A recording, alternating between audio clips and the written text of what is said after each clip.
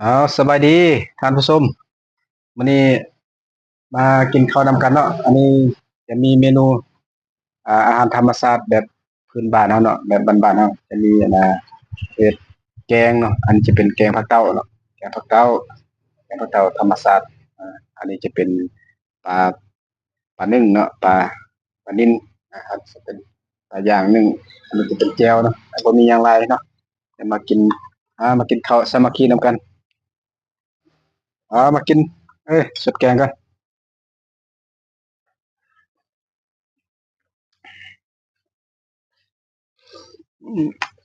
โอ้ยแซ่บ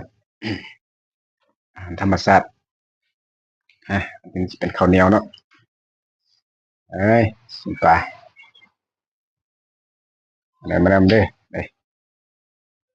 อาหารแซ่บๆอาหารพื้นเมือง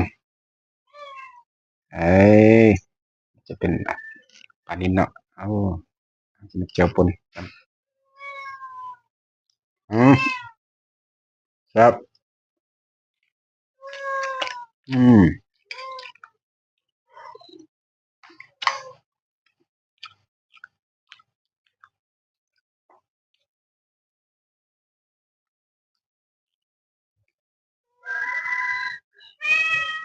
สบายสบาย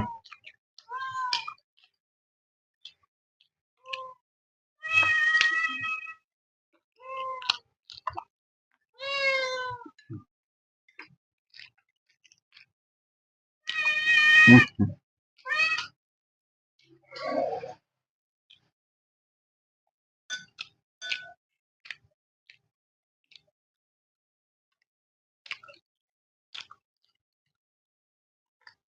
อืมครับ